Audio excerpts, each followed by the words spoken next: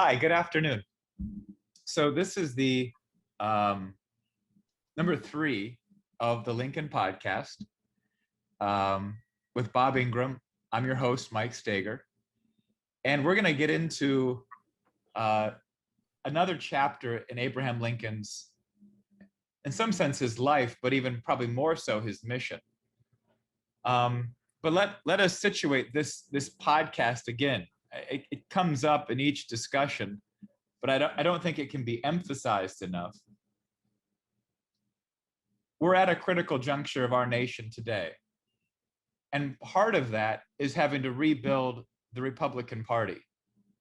Not because it's Lincoln's party, though there's an intrinsic tie there, but because the working men and women of this country, the people who are the very backbone of our nation and the backbone of every nation, deserve a truly representative government. They deserve a government that's actually engaged in fighting for their life, for the principles of the nation and of civilization, so that the people working each day can hand to their children and grandchildren a future. Abraham Lincoln captured that perhaps better than any other American or perhaps world statesman. But Lincoln also had a devotion. He had a sense not only of what representative government should be in terms of who it represents and who it fights for, which is a fight right now in the Republican Party. But Lincoln also had a sense that this nation is part of a unique mission, a mission that pulses through the course of Western civilization. And Lincoln understood that precious opportunity to keep the nation, to keep the Republic alive. And he knew that on his shoulders and on his generation's shoulders, they had to carry something forward now that the Revolutionary War generation was gone. Well, today we're long beyond even Lincoln's generation, even the World War II generation. So in the minds of the American citizens today, we have to recapture this sense of the precious opportunity our nation presents, both to ourselves, but also to the future of mankind and to generations to come. And that's partly why this podcast is taking place. We're going to jump into a discussion on Abraham Lincoln and education. So, Bob, I don't think I need to say much more. I think you're going to have a lot to say. I can just say, having read some of the notes on this podcast, it's just I feel kind of lucky and grateful just to be part of the discussion, and I look forward to your comments. So, why don't you take it away? Okay, sure. As Mike said, the topic here is Lincoln and education, and obviously, uh, education is a subject of extraordinary importance today. But before I just dive right into this, I want to reference a posting that's on the LaRouche PAC website right now. There's a lot of excellent postings, but there's one in particular. I think it was posted about 2 or 3 days ago, written by Tony Pappert, entitled "What's Behind That Mask?" And in that posting, Tony references 3 Republican members of the U.S. Congress: House Minority Leader Kevin McCarthy, Jim Banks, the chairman of the House Republican Study Committee, and Senator Mitt Romney, the former Republican presidential candidate. But what Tony says about these 3 individuals could really be said about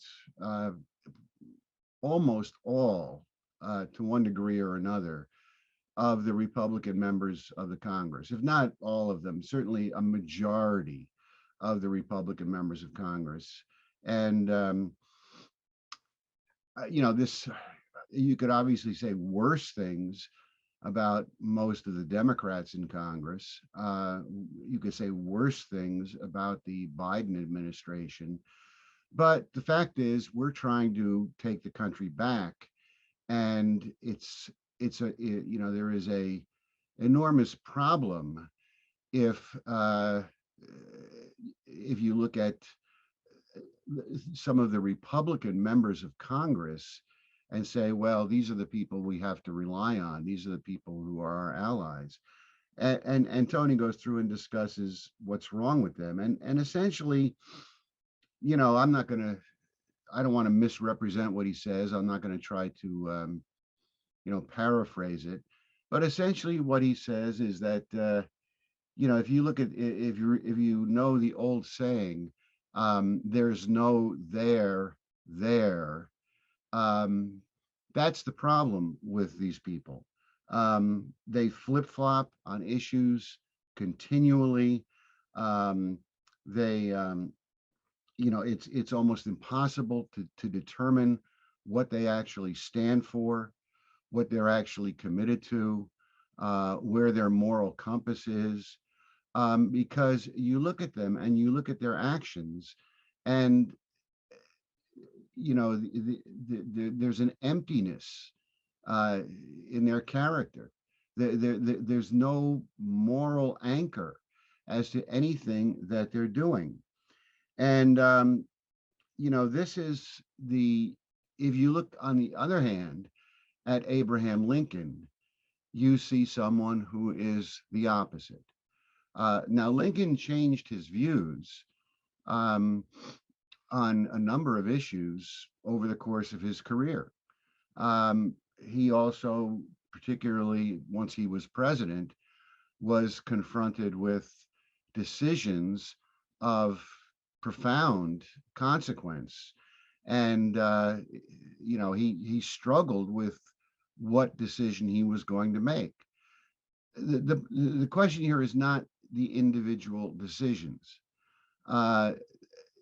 What always guided Lincoln was a profound, a deep, I don't want to misuse the word profound, just a deep reaching down into who he was, into his soul, so to speak.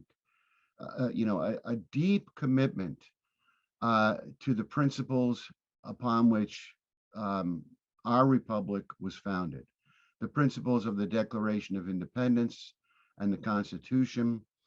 And oftentimes when he changed his view on something, it was because he reached a point where he realized that he could no longer stay true, stay loyal to the principles which for him were paramount, and continue to follow a certain policy, a policy that he may have believed in or followed for a long period of time. Remaining loyal to that particular policy or a particular pragmatic view was no longer supportable. It was no longer something that he could do without violating a much deeper held principles which guided his behavior. Now, the reason why I bring this up is not simply to reflect upon what Tony wrote in his article that's posted on the LaRouche PAC website, or to point out the shortcomings of many of the Republican members of Congress who act far more pragmatically as to what they say and do and how they vote. But I bring it up in the context of this question of Lincoln and education, because education is discussed by a lot of people now, and they say, well, we should do this, we should do that. But for Lincoln, the question of education went to the heart of his view as to what the nature and what the mission of the American Republic is. I'm going to read to you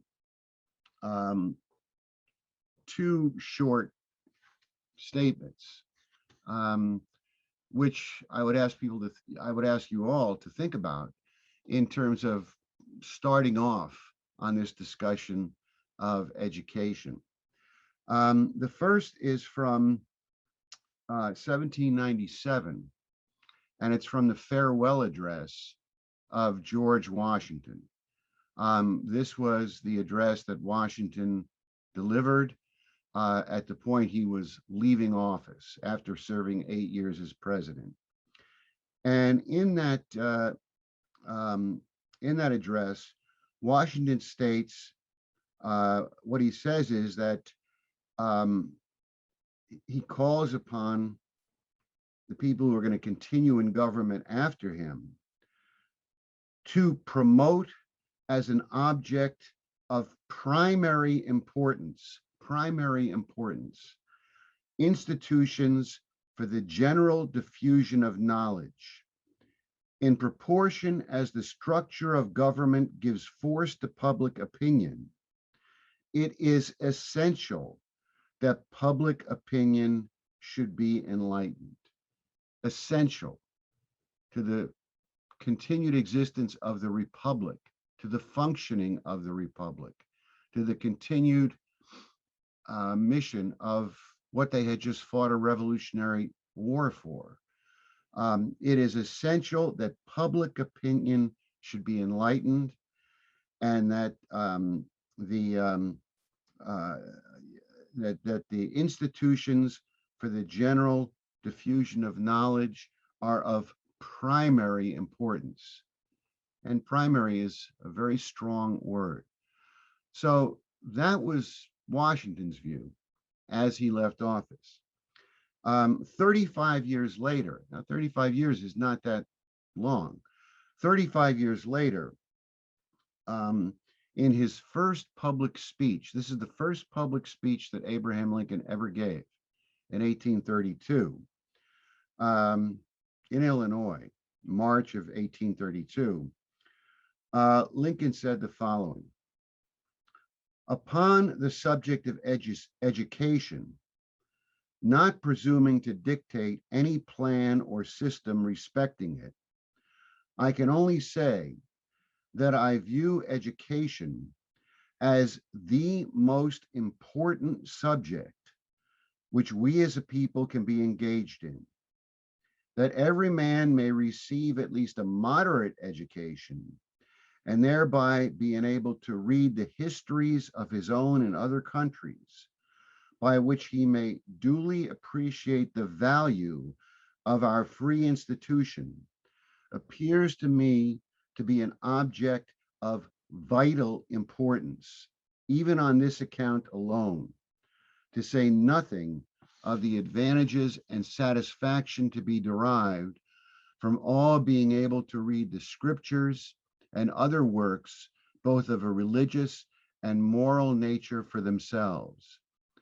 For my part, I desire to see the time when education, and by its means, morality, sobriety, enterprise, and industry, shall become much more general than at present, and should be gratified to have it in my power to contribute something to the advancement of any measure which might have a tendency to accelerate that happy period.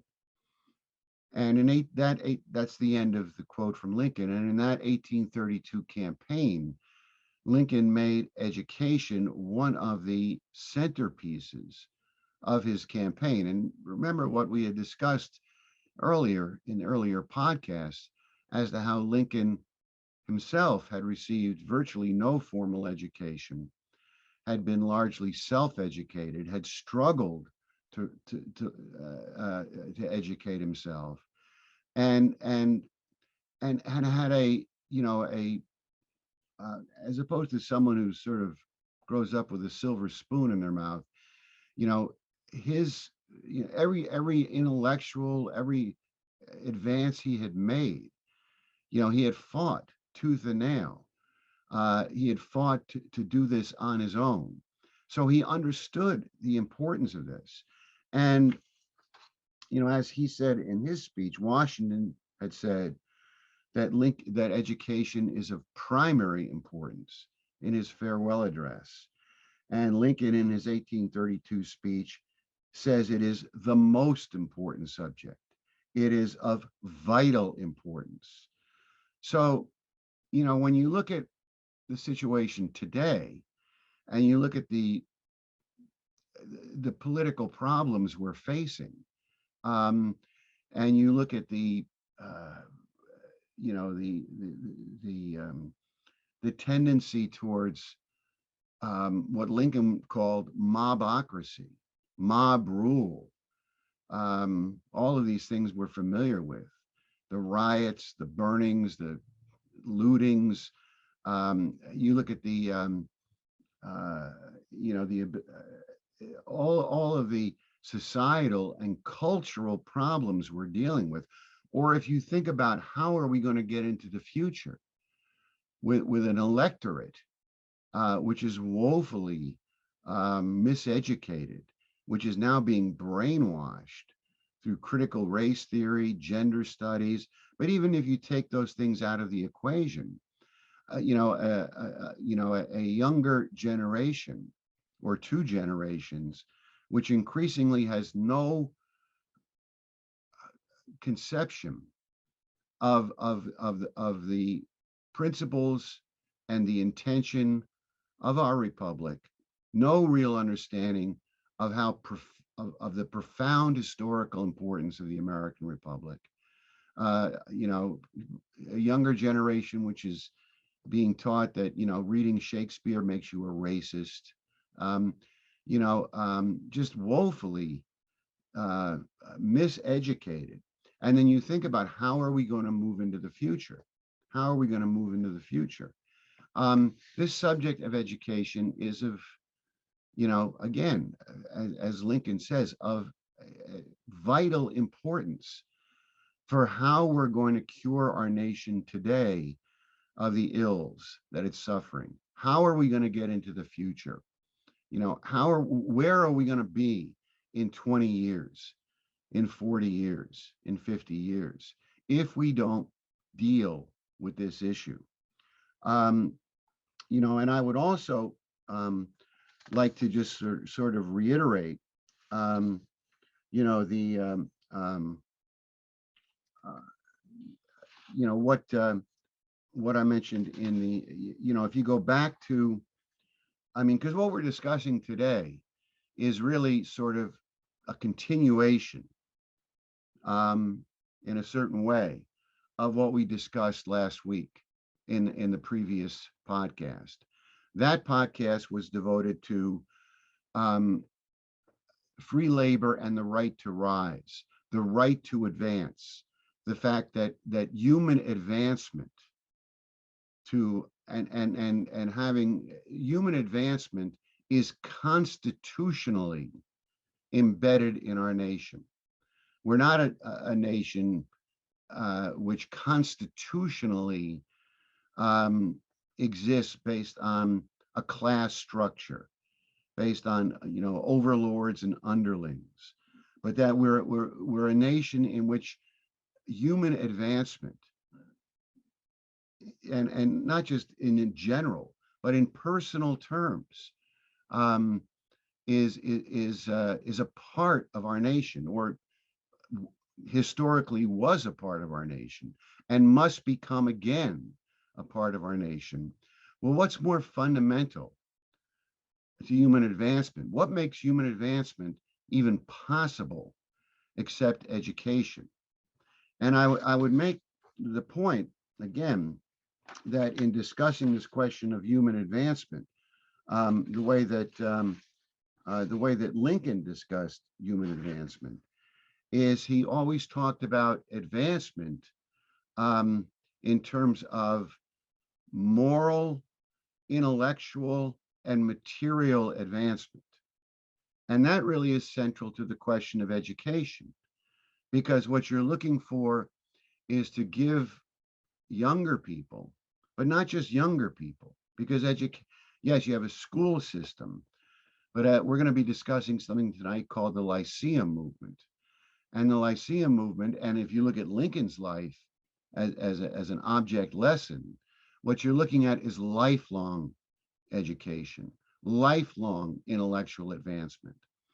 And only part of it is material advancement. People think, well, you go to school and you learn certain things which allow you to then get a job and make money and get skills and develop into better employment, and you can advance materially.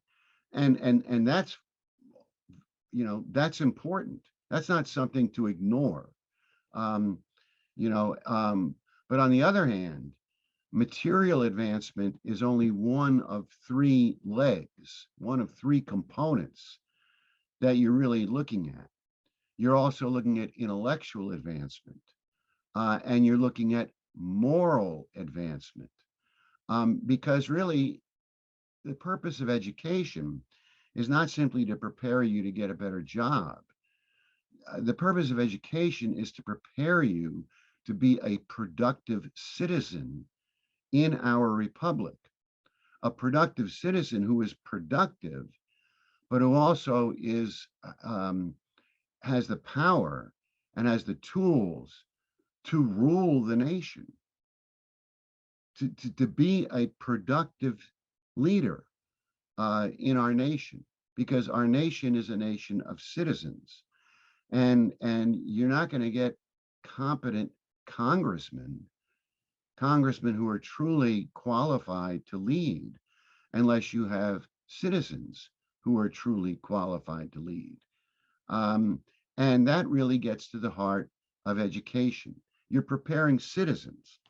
Now, what I want to do is to um, the I do want to just sort of briefly, very briefly, touch again upon Lincoln's childhood. Um, only only for the reason is that you have to make this personal. You can't just come up with some program for education. Um, it doesn't work that way. I mean, you need programs, you need a curriculum, you need these things, um, but it's all very personal. Um, I mean, if you, for those of you who have followed Lyndon LaRouche over the years, Lynn talked a great deal about this question of educating a young child or young, and for Lynn, yeah, he talked about deriving a curriculum. At certain points, he talked about curriculum, but not in the way that people generally think about it today. Because for Lyndon LaRouche, this question of education was always very personal, because what you're trying to do is you're trying to awaken in the minds of a child. And really, this can only be done one-on-one, which is why you can't have computer education. You can't have classrooms conducted on Zoom. You can't do it. It's an abomination. You can give lessons, you can give dates and facts, you can have tests. Of course, if you're doing it on Zoom, the kids can all cheat on the tests. Um, but that's not really education. What Lyndon LaRouche was always focused in on was this question of reawakening, or awakening, not reawakening so much. Maybe with an adult, it's reawakening, but awakening in the mind of the child, um, certain creative potential. I mean, I don't like to use the word creativity, and because it's so misused. People think, oh, someone so and so is creative. They throw paint at a screen and swirl it around with their finger, and they're creative, which is what you see in modern art museums. But true creativity, making discoveries, real discoveries, discoveries in geometry, discoveries in science, discoveries in music, not just learning, not just memorizing, but discovering something, having a light bulb go off in your mind, and you go, aha, that aha movement. For Lyndon LaRouche, this is what education is really all about. This is what you're trying to do. And I'll read you a little thing that a description of a conversation that Lincoln had in 1860 with a clergyman, a minister from Connecticut in 1860. This is right before he became president or was elected president. I think this is when he was campaigning in 1860.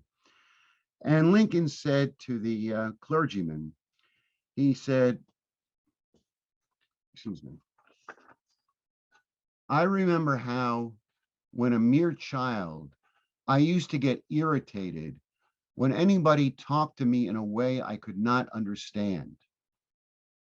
I don't think I ever got angry at anything else in my life, but that always disturbed my temper, and it has ever since. I can remember going to my little bedroom after hearing the neighbors talk of an evening with my father and spending no small part of the night walking up and down and trying to make out what was the exact meaning of some of their, to me, dark sayings. I could not sleep, though I often tried to, when I got on such a hunt after an idea until I had caught it. Um, and this I just reference here that this same drive, mental drive by Lincoln to discover the meaning of something, to discover the truth of something. This also was brought up in in a slightly different reference by Barbara Boyd in the LaRouche PAC Zoom call last night, May 24th, where she referenced the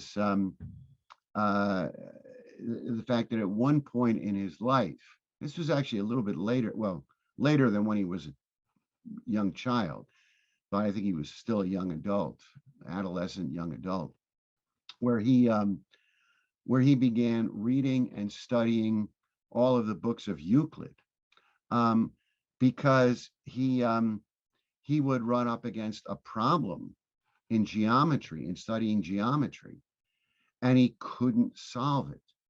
He couldn't figure it out. There was no, there was no test to memorize, but he couldn't solve the problem. And he would work through these theorems in Euclid until he got that aha moment, that light bulb that went off in his mind, which would then successfully lead him to the truth, lead him to the solution to the problem that he had previously not been able to figure out, to solve. And this is really the question of education. And if you think about how education, I mean, I don't really know how education is taught today, but I know how it was taught when I went to school in the 1950s and 60s. And, there were some good teachers then. And, there were people who tried to awaken these kind of powers in your mind. But all too often, the majority of the time, it was memorization, and then spewing back what you had memorized. And you could get, A's and A pluses and score 90 or 100 on exams without ever having an aha moment, without ever making a discovery. If you simply had a good ability to memorize facts. And this is not what this was. This was, in this question of making discoveries. Think of what I read from last week about Lincoln's, how all human advancement comes from discoveries and inventions. You don't make a discovery by memorizing something that's already known. You make a discovery by discovering something new. And this was education for Lincoln. This is very definitely the approach that Lyndon LaRouche took towards education. And this is what we need today. Now, the and I also will say that what we're going to jump into next is the Lyceum movement, which I'll describe a little bit what it was. Um, and some of the things I'm going to talk about today are not directly, in fact, a lot of what I'm going to talk about the next half hour, it's not directly related to Lincoln, but it is, because it was all part of Lincoln's life and part of what he then did later um, in pursuing his commitment to education. And I'm going to talk about the Lyceum movement right now. And the Lyceum movement, um, is it's spelled Lyceum, Lyceum movement. And it's something that Lincoln was involved in. He was never a leader in it or an activist of it, but he was active in the Lyceum chapter in Springfield, or excuse me, in Springfield, Illinois, after he moved to Springfield, and he knew all of the people who were active in the Lyceum movement. And today, the Lyceum, if you look it up, they'll probably say the Lyceum movement was part of what today would be called adult education, continuing education, or adult education. But it was much more than that. It was far more than that. But before delving into it, I do want to make the point that for Lincoln, and really, I mean, I knew Lyndon LaRouche for more than 40 years, and certainly in Lyndon LaRouche's case, but also very clearly in Lincoln's case. Education was not something you did as a child. It wasn't something you did between the ages of 6 and 18 or 6 and 21. Education continued throughout your life. It's something that was built into you. Because this question of contributing to society, learning new things, making discoveries. I mean, history is rife with people who were very poor students, or who, did very poorly in school or had very little education as a child, who made great creative discoveries well into their 50s, 60s, 70s. I mean, Thomas Edison did horribly in school, only went to school for, I think, 3 months. And his mother pulled him out of school because she said the teachers didn't understand how smart he was. Einstein was a terrible student. Lyndon LaRouche's writings became more and more enriched and more insightful the older he got. So education is something which continues through life. And this is what the Lyceum movement really was about. It was this question of developing people to become productive citizens throughout their life. So I'm just gonna jump right into that. Um,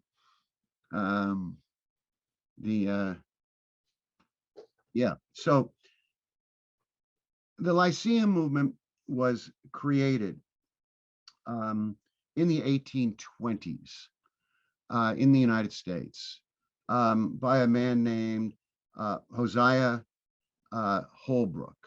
And to give you some sense of it, by 1834, which was not the peak of the Lyceum movement, the peak was in the 1850s. But in 1834, there were 3,000 local lyceums, 3,000 in 3,000. Well, places like New York or Boston would have more than one, but primarily, each town each city of any size had a Lyceum. Um, Initially, these things were devoted almost entirely to science, geometry, um, astronomy, various branches of science, chemistry, um, and but later in the 1840s and 1850s, they also became venues in which more philosophical issues would be addressed, more political issues would be addressed. What I want to do to you, what I want to do right now is I want to read to you uh, part of a quote from the speech that Lincoln gave um, at the Springfield Young Men's Lyceum in um, 1838. This was a speech given by Lincoln. It's the only known speech he gave at the Springfield Lyceum, but he clearly was well known to the people there, and he was friends with many of them and knew them. Um, and The way this came about is that a speech had been delivered uh, um, about a month earlier, in December of 1837. A speech had been delivered at the Young Men's Lyceum in Springfield, the topic of which was, do the signs of the present times indicate the downfall of this government? I'll repeat that. Do the signs of the present time indicate the downfall of this government? Now, I don't know who gave that speech, but it was delivered before the Springfield Young Men's Lyceum, and there was a lot of discussion. And then about a week later, another individual who also I do not know delivered another speech on the same topic, basically following up on this question of, are we facing the downfall of our current government? And apparently, the people in the Lyceum believed that this subject had not been exhausted or had not been adequately addressed, because they then invited Lincoln to more or less continue that discussion with a third speech. So in January of 1838, Lincoln delivered an address under the title of The Perpetuation of Our Political Institutions. And this speech is sort of well known for one reason, well, for some number of reasons, but one in particular reason, which is that in that speech, Lincoln uh, um, really brings up this subject of what he calls mobocracy. And I'm going to touch on that and what I'm going to read here, but Lincoln goes into it in depth. The danger of the mob, the danger of mob rule. And you think about this in terms of education, the question of a citizenry versus a mob. So I'll just read a little bit of what Lincoln said. He says, "At what point shall we expect the approach of danger? By what means shall we fortify against it? Shall we expect some transatlantic military giant to step the ocean and crush us at a blow? Never. All the armies of Europe, Asia, and Africa combined, with all the treasure of the earth in their military chest, with a Bonaparte for a commander, could not by force take a drink from the Ohio River or make a tract on the Blue Ridge Mountains in a trial of 1,000 years. At what point, then, is the approach of danger to be expected? I answer, if it ever reach us, it must spring up amongst us. It cannot come from abroad. If destruction be our lot, we must ourselves be its author and finisher. As a nation of free men, we must live through all time or die by suicide. Accounts of outrages committed by mobs form the everyday news of the times. They have pervaded the country from New England to Louisiana. They are neither peculiar to the eternal snows of the former nor the burning suns of the latter. They are not the creature of climate, neither are they confined to the slaveholding or non-slaveholding states. Alike, they spring up among the among the pleasure hunting masters of the Southern slaves and the order loving citizens of the land of steady habits. Whatever then their cause may be, it is common to the whole country.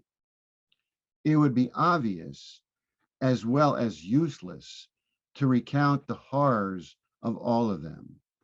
Those happenings in the state of Mississippi and at Louisiana are perhaps the most dangerous example and revolting to humanity. But you are perhaps ready to ask, what has this to do with the perpetuation of our political institutions? I answer, it has much to do with it. I know the American people are much attached to their government. I know they would suffer much for its sake. I know they would endure evils long and patiently before they would ever think of exchanging it for another. Yet, notwithstanding all this, if the laws be continually despised and disregarded, if their rights to be secure in their persons and property are to be held by no better tenure than the caprice of a mob, the alienation of their affections from the government is the natural consequence. And to that, sooner or later, it must come. And then Lincoln talks a bit about, he goes back and talks about the Revolutionary War. And remember, this is 1838. There are still people alive who fought in the Revolutionary War.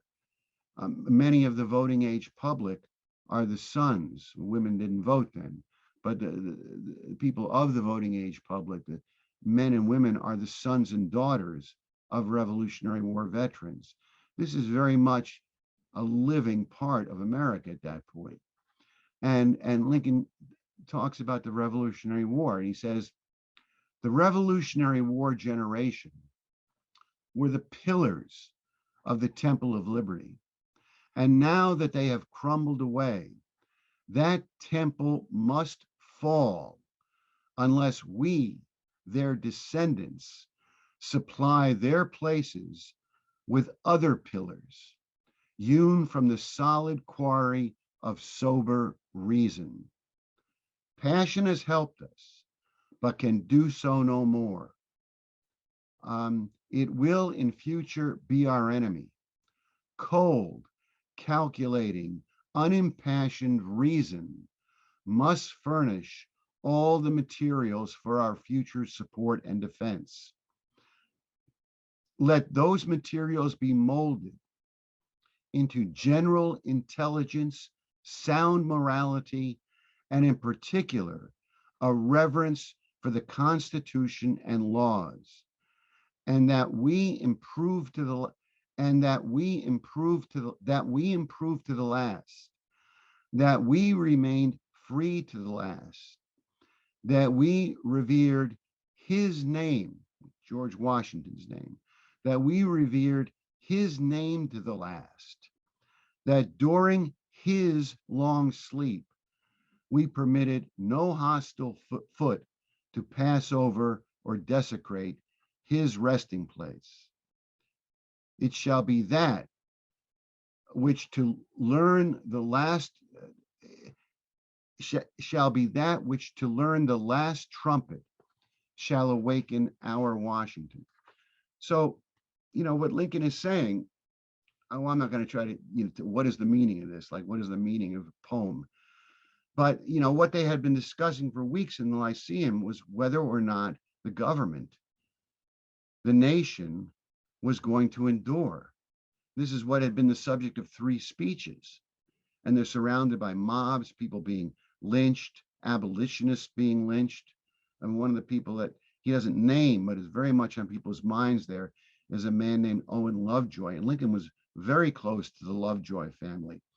And the Lovejoys were ardent abolitionists. Um, and Owen Lovejoy had been taken out and killed by a mob, a pro-slavery mob, just prior, or not too long before these speeches were given. And he's saying, and so this is what they're discussing: is can the nation be saved? And Lincoln says, yes, but recognize where the danger is coming from, and recognize that it can only be saved if we return to the mission of those who fought in the American Revolution, if we return to the mission of George Washington, and if we can create within our own ranks, from within us, in our time, new Washingtons, new leaders who will take up the challenge to save the nation. So that is how Lincoln addresses this discussion and debate that had been going on in the Springfield, Illinois Lyceum for a number of weeks. So there's one more topic I'm going to go into before we get to the discussion. But before we do that, let's put up a few pictures on the Lyceum movement and what we've discussed so far. So, all right, this is Josiah Holbrook. His name is Josiah, not Hosea.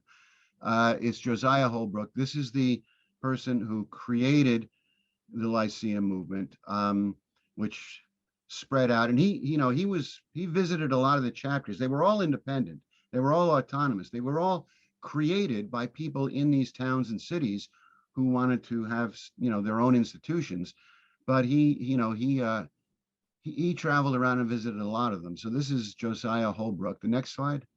Now, what he did is he developed kits, which he sold to various Lyceum chapters all over New England and later on elsewhere as teaching aids. Because remember what I said, that in the beginning, they were teaching science, chemistry, geometry, etc. And this is one of his kits for teaching geometry. And you could see there's various figures there, platonic solids, there's cones showing the conic sections. And this is a kit for teaching geometry to young men, farmers, tradesmen, people working in whatever factories existed, artisans. This was a geometry kit. The next one. This is another geometry kit. And this is, you can see it says there, geometrical forms and arithmetical solids. And if you look at the cover, it's facing you, you can see there's a geometrical proof there for the Pythagorean theorem. So this is all part of what, he sold thousands of these things. And they went, and these are being used all over the nation to teach geometry, mathematics, science, in cities everywhere. The next one. This is his one of his manuals, Holbrook's Scientific Apparatus, and what it's showing there is, I forget what it's called, an orrery. And that's what's on the cover of it. And then we have a couple of models of it. If you go next, this is what's called an orrery, which shows, this is a rough drawing of one, which I think is from Holbrook's book, and it shows the planets. Obviously, the distances are off, the sizes are a little bit off, but it shows the planets with their moons and their relative position to the sun. And then you go to the next one, next slide. This is a model of an orrery. Now, this was built much later, but you can see it with the sun in the middle.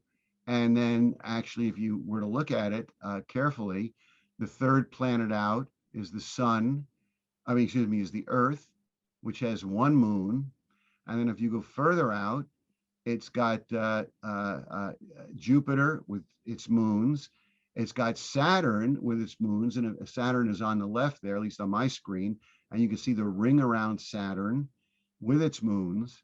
And this is all designed to teach people, whether you had a real fancy one like this or a much more primitive one, to teach people the basics about our solar system and about something about astronomy and the Earth's relationship to the other planets. So this is what they're doing through the Lyceum movement as a form of mass public education.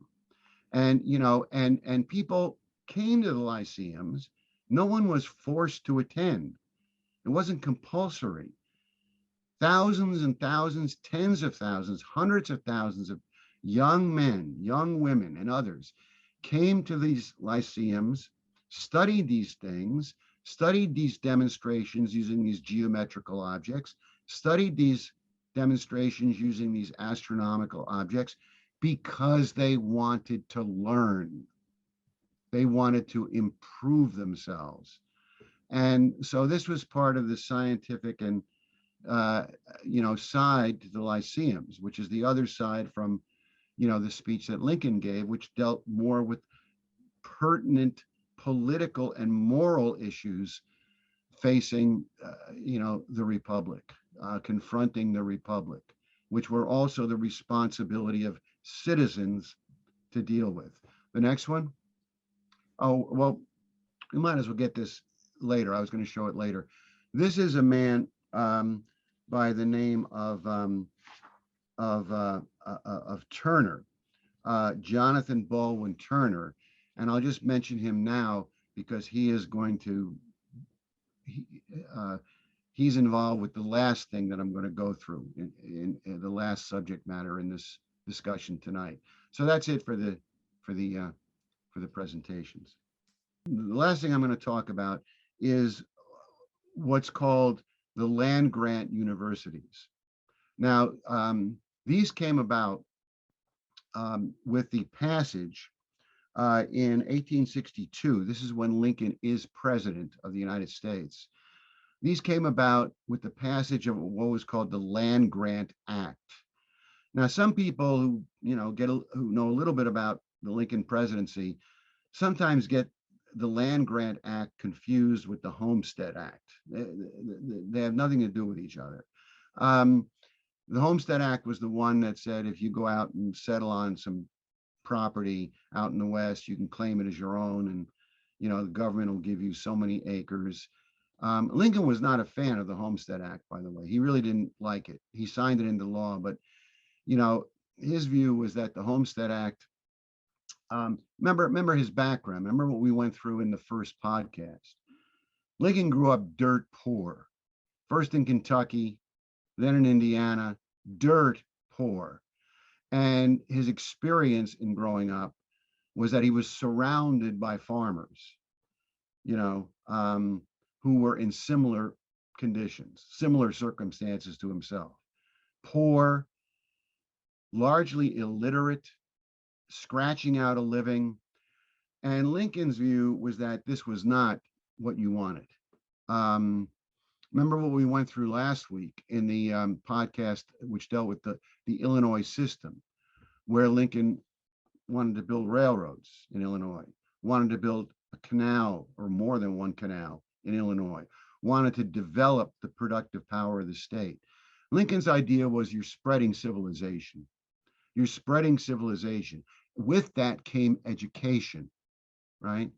And he did not want to see a lot of people just sort of run out to the furthest extent of the frontier and scratch out a living in the dirt, the way his father had scratched out a living in the dirt. So he was, shall we say, unenthusiastic about the Homestead Act. People think this was a great thing, but Lincoln didn't think so.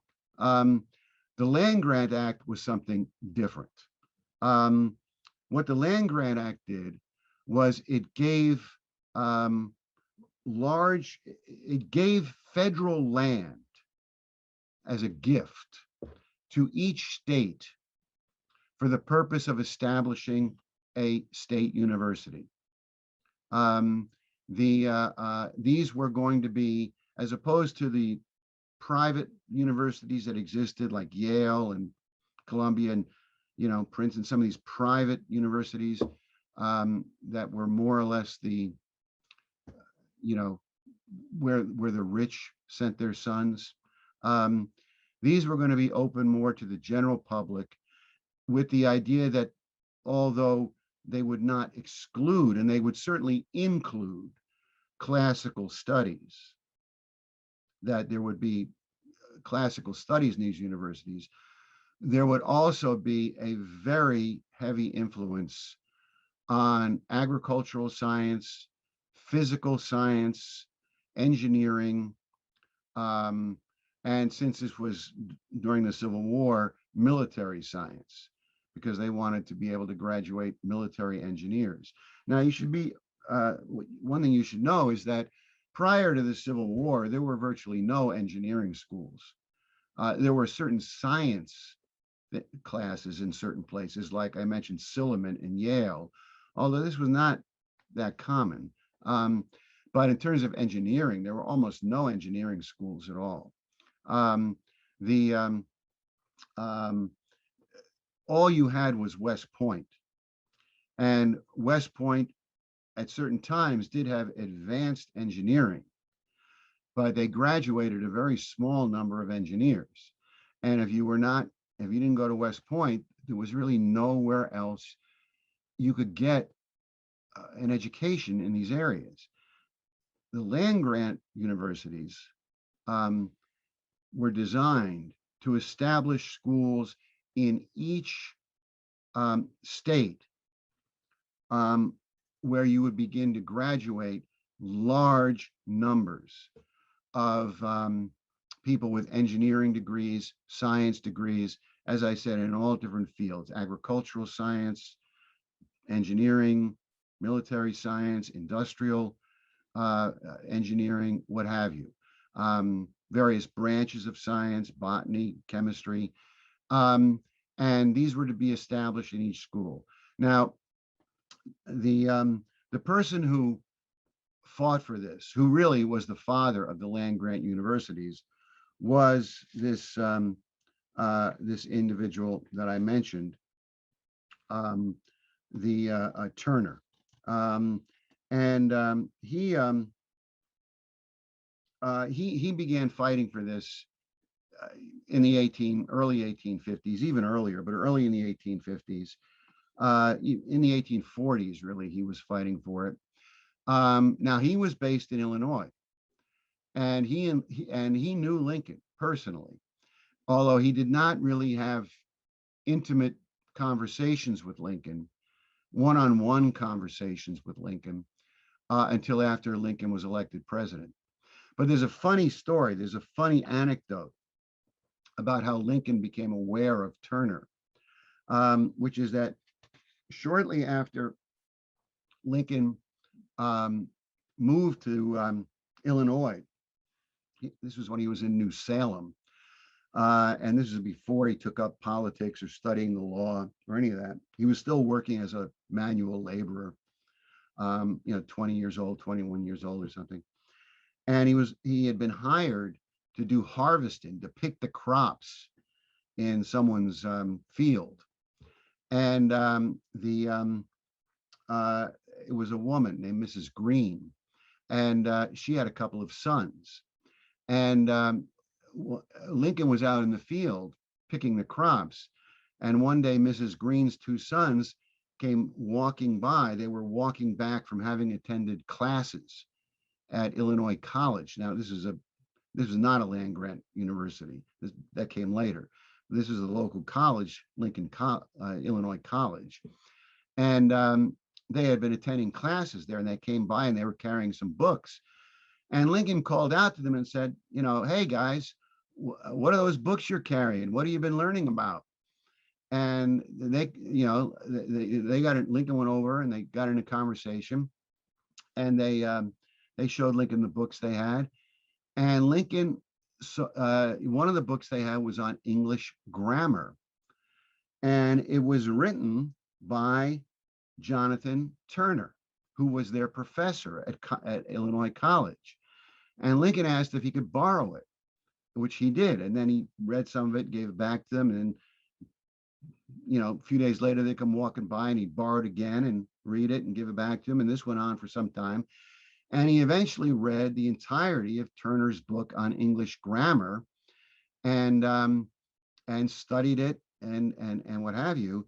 And later, in a conversation that Lincoln had with Jonathan Turner in the White House in 1862, Lincoln told Turner that it was his book on grammar which taught him grammar, which taught him English grammar. That's how he learned English grammar and learned basically the correct way to speak and write and everything else, was through reading Turner's book. Now, Turner began fighting for the establishment of state universities in the 1850s. He got a bill introduced in the Senate to establish a land grant, to establish a system of land grant universities. It was actually passed by Congress in 1858 or 1859. It was passed by Congress, but it was vetoed by Buchanan, who was the president. After the election of Lincoln, and Lincoln being sworn in 1861, it was reintroduced, and Lincoln signed it into law. This established the land grant system. Now, there's a lot I could go into in all this, but Lincoln considered this to be one of the most important accomplishments of his presidency. And it's something that, the vast majority of, a lot of Americans have heard about the Emancipation Proclamation. Not very many have heard about the Land Grant Act, of 1862, or the land grant colleges. Lincoln considered it of primary importance. And in some ways, if you think about it, if you think about what we were discussing last week, that essentially in America, what, as I said, embedded, I hate repeating words, but embedded in our country, the right to advance, the right to develop, the right to become more productive, essentially the right to be creative. What distinguishes America from all oligarchical societies, that this is the fundamental character. In some ways, it is our nation. It is our republic. This is why Washington said in the farewell address, he brings up education. This is why Lincoln says in his first public speech, education is the most vital issue. The right to develop one's mind and to advance. Well, if you think of Lincoln, we're going to have a podcast later in this series on Lincoln and the American system. A lot of people like to talk about this, Transcontinental Railroad, all this really good stuff. But if you think about the Republic, the way Lincoln thought about the Republic, you could make the argument, an argument could be made, that the Land Grant Act of 1862 was the most important accomplishment from the standpoint of the American system of economics of the Lincoln administration. You could make that argument, and it's hard to refute, actually. To give you just some statistics, in the sense of it. Remember, before the Civil War, you know, there were virtually no colleges in the United States giving engineering degrees. I mean, there were a couple places here and there, very small numbers. West Point, outside of West Point, very few, very few. But the uh, I'll just read you some statistics here. In 1866, there were a total of 300 American men who had graduated with engineering degrees in the United States. 300 men with engineering degrees in the entire United States in 1866. Within the next decade, 2,300 engineers were graduated. Within 10 years, 2,300 engineers were graduated. This is because of the land grant universities. By 1911, this is within 50 years of the land grant universities, the United States was graduating 3,000 engineers a year, 3,000 a year. Now, to put this in perspective, in 1911, Germany, and if you think of what you know about Germany, say right before World War I, Germany is generally looked to as the leading scientific and engineering nation of the world at that point, 1910, 1914, the industrial and engineering powerhouse. Well, in 1910, Germany was graduating from its university system 1,800 engineers a year, 1,800. The United States was graduating over 3,000, not quite double, but, getting towards double. This was because of the land grant universities. This is what they did. They set up throughout the nation in every state these schools of engineering, schools of science. The government gave them the money to do it. They were only allowed to spend 10% of the money from the land grant. They got money as well as land, but they were only allowed to spend 10% of the money to construct buildings. 90% of the money had to be spent on teachers and textbooks. The priority was not on having a fancy building. It was on teaching. Lincoln was extraordinarily proud about the land grant colleges. And I'll read you one more quote. I'll read you a quote from Turner, actually, because Turner and Lincoln actually became a little bit close during the Civil War. As I said, he was older than Lincoln. He was a professor at Illinois College when Lincoln was 20 years old, harvesting crops. I'll read you a letter that Turner wrote to his wife, in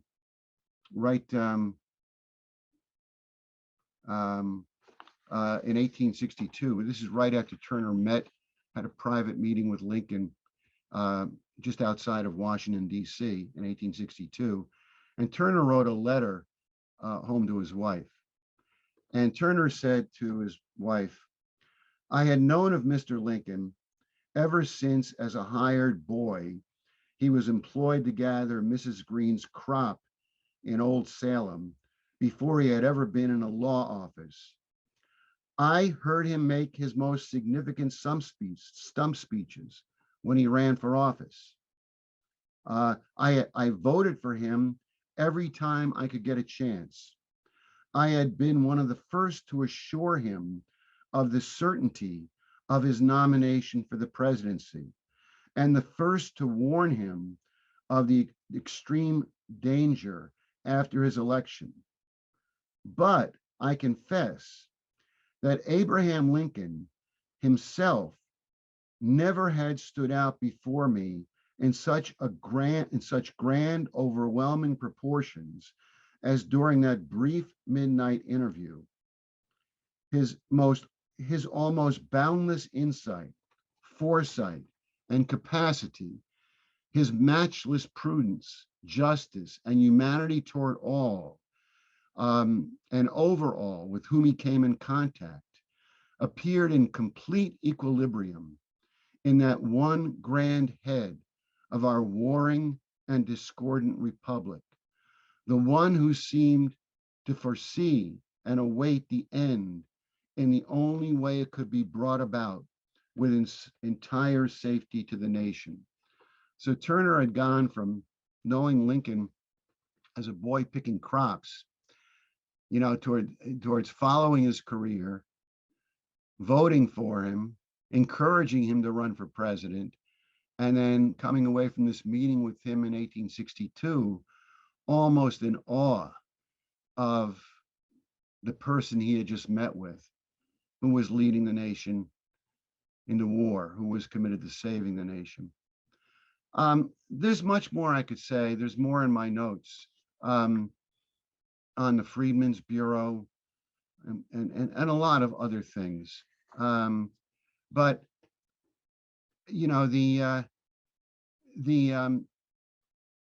I hope that at least in what I've done up to this point, this question of viewing education in the way, not just saying education is important, we've got to stop critical race theory, but viewing education in the way that Lincoln viewed it, in the way that Washington viewed it, viewing what this means,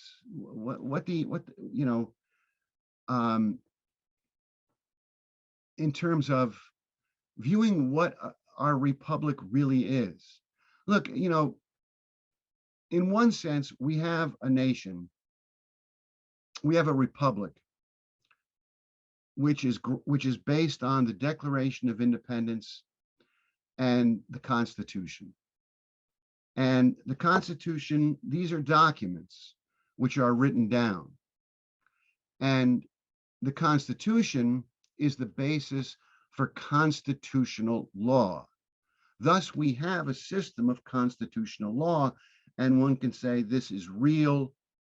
This can be appealed to the Supreme Court. You have, unlike many other countries which don't have constitutions, we are a constitutionally based republic. So it's real, it's tangible, it's there. But on the other hand, you think of what Franklin said when he left the Constitutional Convention, when he said, "We've given you a republic if you can keep it." Because, more fundamentally, where does our republic exist? Where is it to be found? It's not to be found in a written document, no matter how important that document is. It's to be found in the hearts and minds of the citizens, in the people. That's education. That's what education is really all about. Are you generating in the next generation, and are you continuing to generate in the people you have today, of whatever age, like with the Lyceums, of whatever age, are you continuing to develop citizens within whom that republic resides, in their hearts and minds? That's education. That's how Lincoln viewed it. To advance materially, morally, intellectually. And as he said in his 1838 speech, where will the Washingtons come from today? They have to come from within our own midst. But that doesn't mean you find someone on a white horse to come in and rescue you. It means you're generating from within the people, a devotion to the principles upon which the nation was founded. That's the subject of Lincoln and education. So I think I'll stop there. Okay. All right. Great. Thanks, Bob. I wanted to take a little bit of a different course because I think what you presented is kind of building up this process of how Lincoln, grew in the course of the time of the nation. He wasn't, this process of him developing his own self-education was something that was reflective of what the nation was going through. How do you pull together a republic? What's a republic require? This is something that's never been done before. They had a certain kind of education process, maybe intrinsically, the what's known as the Latin farmer.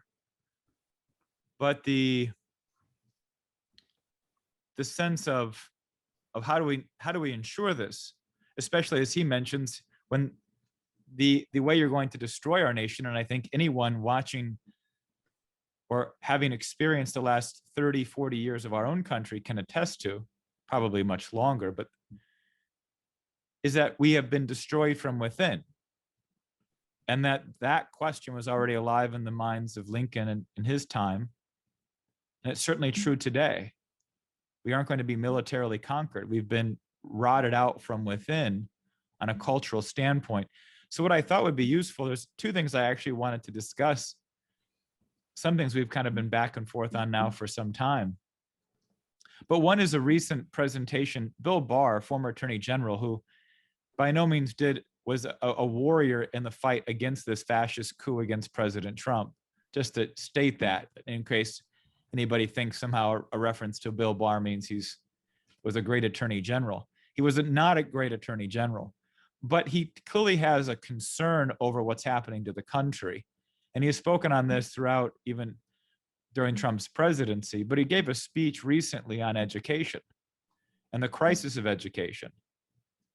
Because today they've taken this public education question and they've turned it into an indoctrination system. I mean, they're literally destroying people under the liberal argument that we're for education of the population. Barr's argument, in very concise way, was public education does not mean public funding of education does not mean we fund these public schools where parents and families have no choices in terms of the quality of you're taking the citizens out. You're letting a school board and so on make decisions, and teachers separate from families and the citizens. But he also makes a point of which you've been addressing, which is that there can be no education without a moral education. He derides the secular humanism as really a cult religion, and it is a religion. It's a materialist and atheist religion.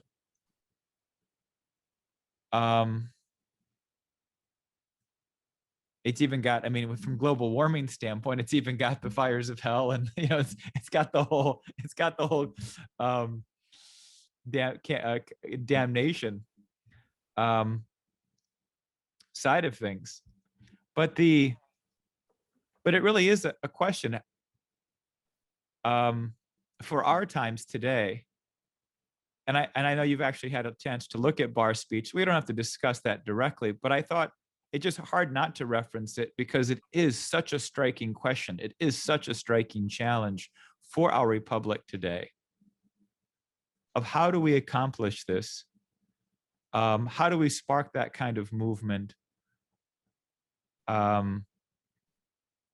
Because the circumstances are clearly different. We have the land grants, we have the Ohio States and all the Big Ten schools, which are mostly land grants, even MIT, Cornell, these were land grants. Even the Ivy Leagues were land grants, the best of them. Cornell's the one Ivy League that still graduates a certain amount of engineers. Right. But so it's a different circumstance, it's a different time, and yet the essence, the question is still there. Without this idea, how do we are not capable of enlightening public opinion and having a self-governing republic. So maybe you want to address some of these questions or thoughts, because I thought it's so pertinent to the crisis that Lincoln was facing in terms of will the republic continue to exist? it's the same question for us today. There's a crisis now, but there's also a question of how do we hold this together for generations to come? Yeah, it obviously is the critical question. And the look, I mean, I listened to Bill Barr's speech. I guess it was in Florida, and I mean, it's hard to find fault with it. What he says is very good. The As far as it goes, and I'm not going to repeat everything you just said, but he makes the case that the the school system as it exists today is an indoctrination operation. It's besides just the terrible education that kids are given with this drill and grill, let's pass the test, let's memorize stuff. The secular humanist, agenda, which really is a religion. I mean, of a satanic sort. Um, you know, Critical race theory, gender studies, global warming. I mean, all of this, hate the United States, hate America, you know, um, this is now dominant. And he does make the case very strongly on this question of morality. The absence of morality and I mean, I'm not going to criticize what he said.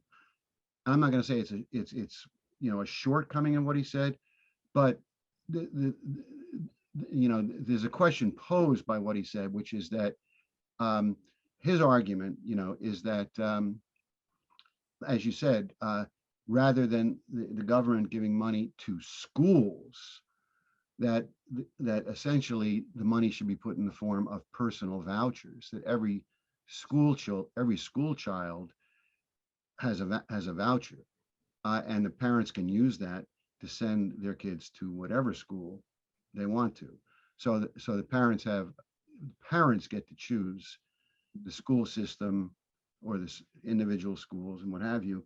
And the idea is, to give people a way of escaping from what's going on in the public education system.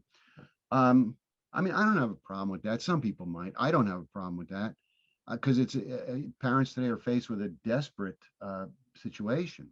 If you can't afford the tens and tens and tens and tens of thousands of dollars it costs to send your kid to a private school, then you're trapped. You're trapped in the public school system, which is destroying your child intellectually, morally, in every way you can think about it. So I don't have a problem with what Barr is proposing. But the question is, if you are going to send your kids to another school, if you're going to set up alternate schools, private schools, what are you going to teach them in those schools? Okay, you're not going to teach them critical race theory. You're not going to teach them gender studies. You're not going to teach them, that man is destroying the entire planet and, we all should be held guilty for, raping Mother Earth. But on the other hand, what is it you're going to teach them? And, this is, I think, where if you look at what Lyndon LaRouche put forward, LaRouche actually developed a curriculum for education, which I think Tony Pappert and some others have discussed. I'm not going to discuss that tonight. As I said earlier, what he's addressing is this, what's at the heart of what Lynn is proposing, at least I hope he would agree with this, is this question of bringing out in students their creative potential. But if you look at some of the material I presented on the Lyceums, I find that material very interesting. Approaching science from the question of basic geometry, approaching science from the question of astronomy. I mean, they may have not been perfect with what they were doing, but it was, this is what they're trying to do. And in my mind, I'm by no means an expert on education, but in my mind, there's two things today that we need to think about when it comes to education. One is um, we are now moving into the era, and we're already there, but it's going to explode in front of us in the decades to come. We're moving into the era of man as an extraterrestrial species. We're going into space. We're going permanently to the moon. We're going permanently to Mars. We're going to begin to explore in ways we haven't even imagined yet, our solar system and beyond our solar system. And what this is going to require in terms of not just scientists for the next generation, but a culture for the next generation, a labor force for the next generation and the one afterwards. We can take what John Kennedy did in the 1960s with science education and realize that we have to go way beyond that. And this is a real challenge for our school system, which I think very few of these people are thinking about. Maybe some seriously. I don't mean to denigrate anyone. So that's the one challenge, the extraterrestrial imperative, as Kraft Erica would say, the extraterrestrial challenge for education. The other thing is, as I was trying to bring out tonight, is this question of you know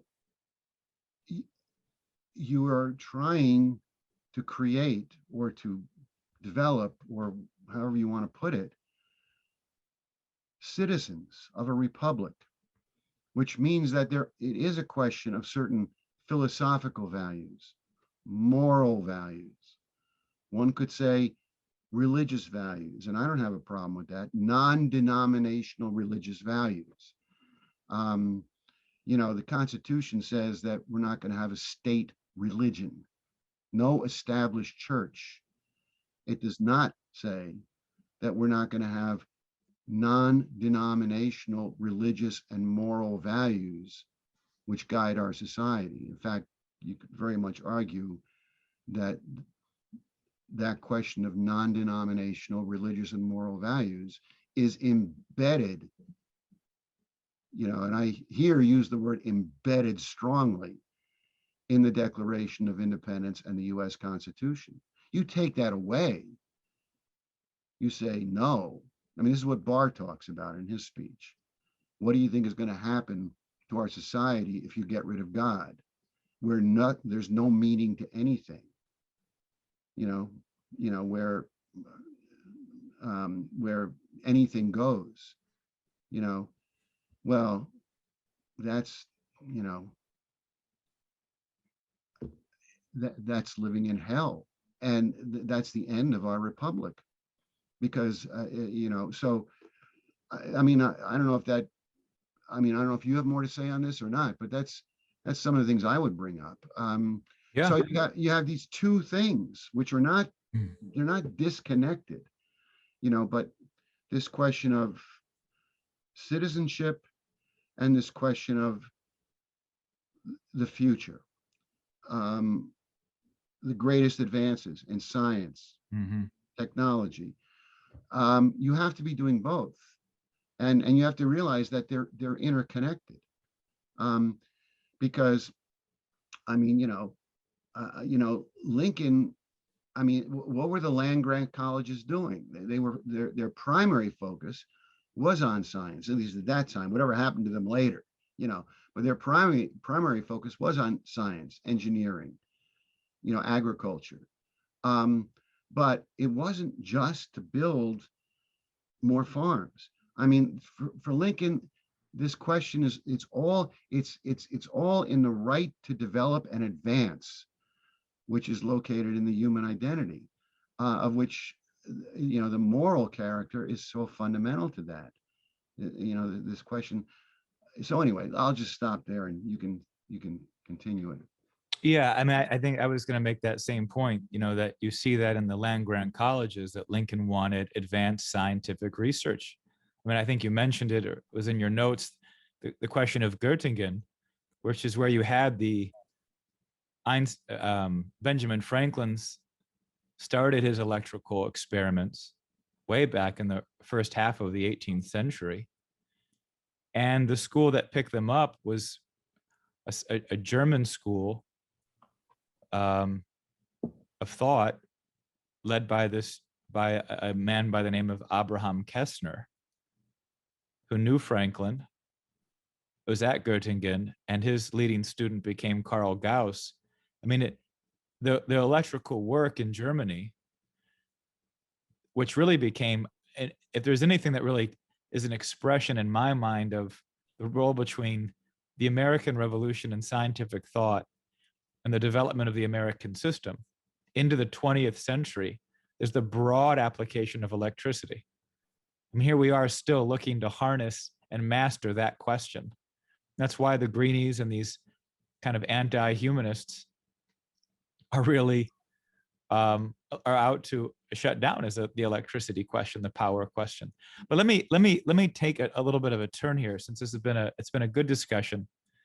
But you and I have both been part of this, of what Lyndon LaRouche started as a movement going back to the mid 1960s, and it's seen two generations of an attempt to provoke and engender within a certain moral response within the population.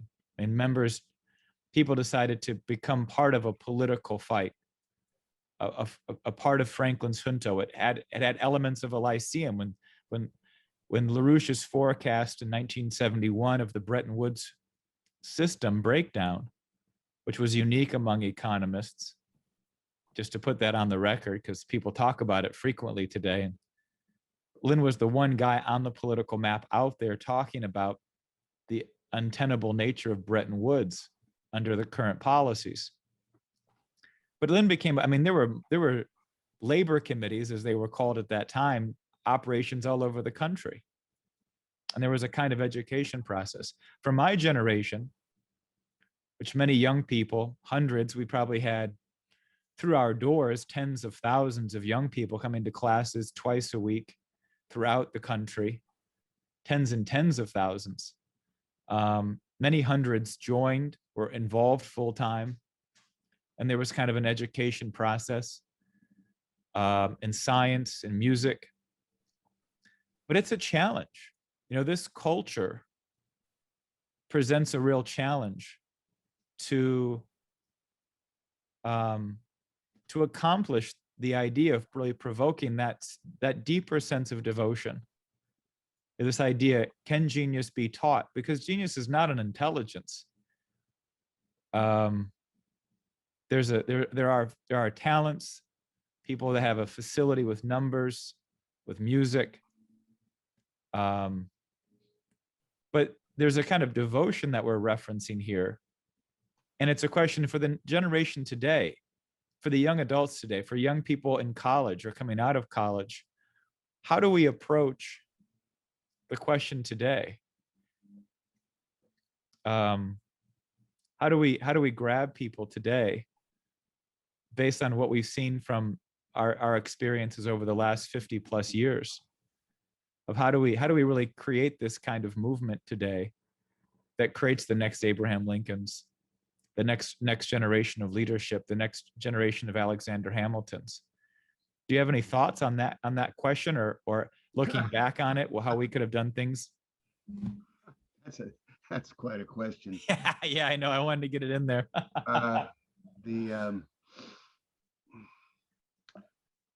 Well,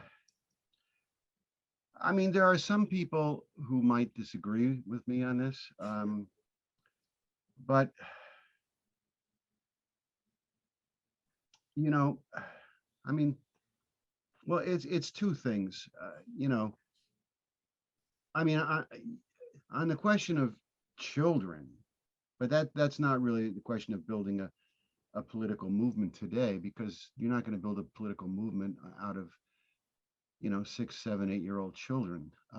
That's really the future. That's the next generation. But this question, this is why Lynn's discussion of teaching children music and choral singing and polyphony at a very, very young age. Kind of like, people say, well, you can't teach young kids. Well, it's like teaching kids to swim. You could take a 3-year-old and throw them in the water, and you know, most of them can swim. And if they can't, you rescue them and then you teach them how to swim. Kids can swim by 3, 4, 5, 6 years old. You could do the same with music. And Lynn was always thinking about how at the youngest age, you want to be supportive of kids using their minds creatively, kids making discoveries. You want to make that something which is natural for them, which they, which and that's one thing. But on the question of um, you know, how do we do this today with what we have? I mean, that's the issue that Lincoln was addressing at that 1838 speech. I said, how are we going to rescue our republic? Is it possible to rescue our republic in 1838? And I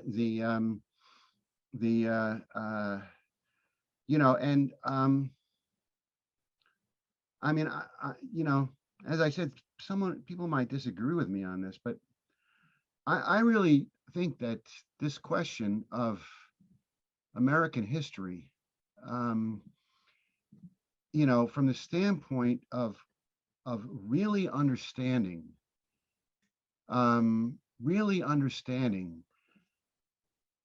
what the United States of America is, what this republic actually is, what it meant for the entire human race, that Washington and Franklin and others did what they did, what it meant that Lincoln did what he did, and how, the only way out of the crisis and the mess we're in today is if America begins to perform that role again.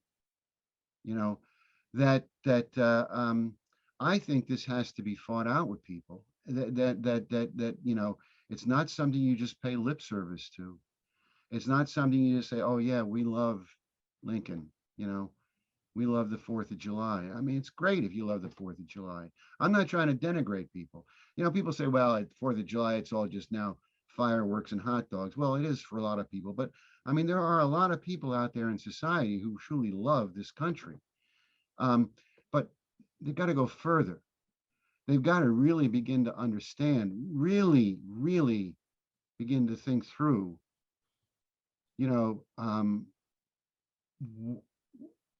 why we need to return America to the principles it was founded on today, why the entire world depends on that. Our relations with Russia, with China, with everyone else, whether we're actually going to go and colonize space, whether we're going to have war or not have war. It all hinges on whether we can meet the challenge that Lincoln laid out in that 1838 speech. It really does. Now, there are other things, I mean, like with the Lyceum, you're never too old to learn things. So people need to learn about, I mean, like, I'll give you an example, science. Lincoln really knew nothing about science when he was a young man. I mean, Lincoln learned throughout his life. I mean, at a certain point, he decided to become a lawyer, and he studied law and became a lawyer. Later on, after the crash of 1837, and after the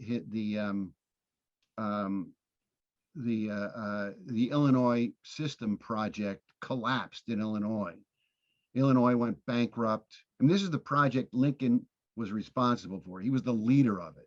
And the entire thing collapsed. The railroad stopped, the canal stopped, the state filed bankruptcy, the state bank closed its doors. And at that point, Lincoln realized he didn't know enough about economics, that he didn't. So he began reading. And for years, He voraciously read everything he could on economics. Um, Now, this is also true of science, and I don't think he ever mastered science the way he did economics. But right up through the 1850s, the whole time he's in the White House, he's reading scientific journals. He's trying to learn more about science, not just engineering, but theoretical science. He really does pursue it, right up to the end of his life. And, you know, we need people who are going to do that kind of thing today. We need people. Look, you can't just, if you accept the culture around you, which is a culture of death. It's a death worshiping culture because it's a pleasure oriented culture. And a pleasure oriented culture is a death worshiping culture because all you're saying is life is meaningless and all I'm going to get out of it is pleasure. And then I'm going to die. So I've got to cram the most pleasure I can into it. If you accept the culture around you, um, then you're not going to you're not positioned to really play a role in saving our nation.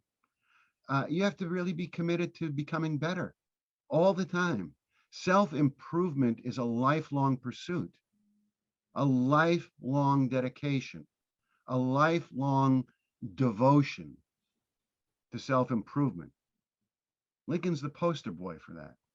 And so I would say that we need to, revive in people that desire to learn and to, continually, people, we get this all the time. People saying, well, I haven't read this, I haven't read that, I haven't read this, I haven't read that. Well, go get the book and read it. You know, what's stopping you? You know, turn off Netflix, read a book. Uh, and this is what people really have to have a hunger for. But that said, I think this question of, um, it's not just being patriotic, it's learning a little bit or more than a little bit about history and really knowing, understanding the historic mission of the United States, not just in the past, but today. You know, we have a world, you see it, Barbara has discussed this in her things, the Davos Forum, the World Economic Forum, the global oligarchy that runs the world central banking system, that runs the world drug trafficking. We have very powerful and very, very evil people in the world today. Very evil and very powerful. And there is no way that they can be defeated without the United States of America returning to the principles of the Declaration of Independence, sovereign nation, the American system of economics. There's no way you can defeat these people. So you can't do it as an individual. You can't just buy bitcoins or something, or be a survivalist and get a cabin up in the mountains, or you can't. You have to have a nation state, a sovereign nation state, which can, in combination with other nation states, can defeat a global oligarchy. And the United States has to take the leadership in that. This is something our former colleagues in Brand X absolutely refuse to admit. That they deny it. They say, oh, no, no, no.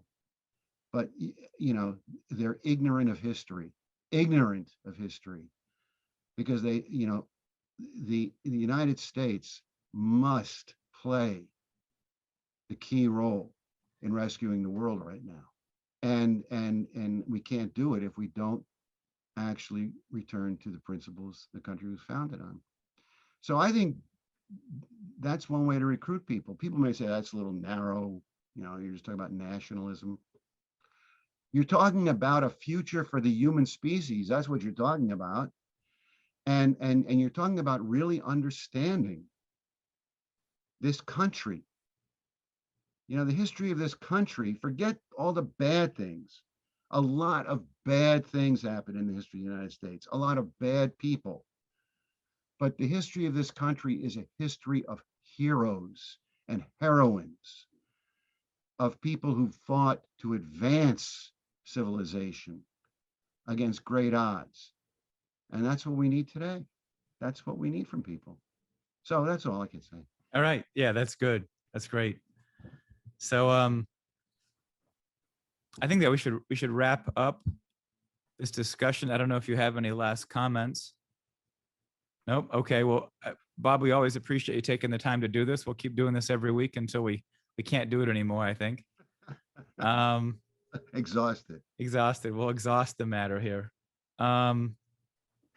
And I would encourage people, there's a real difference. I mean, we're doing this because we know people are busy, there's rushed, you got drive time, you got time where you can just listen to something. And we wanted to make sure we have this kind of material available to dive into Lincoln and to dive into this question of what is the United States from the standpoint of its heroes and the mission and devotion of its heroes.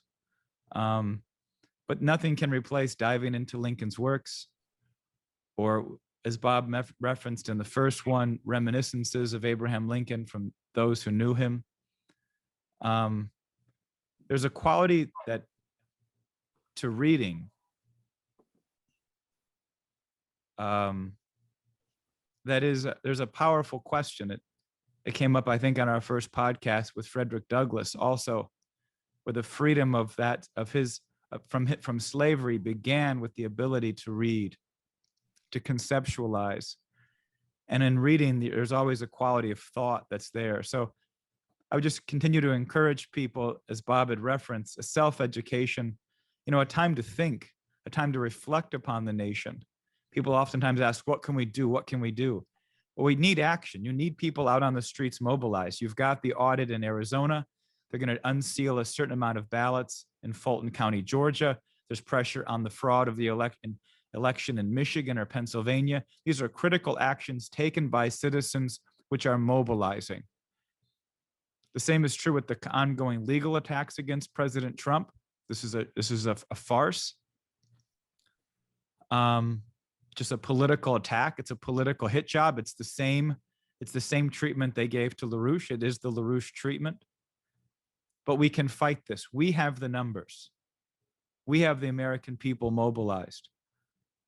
But what I get from looking and talking with Bob and looking at Lincoln is this is a man who spent a lot of time thinking, reflecting upon the nation, reflecting on what's needed.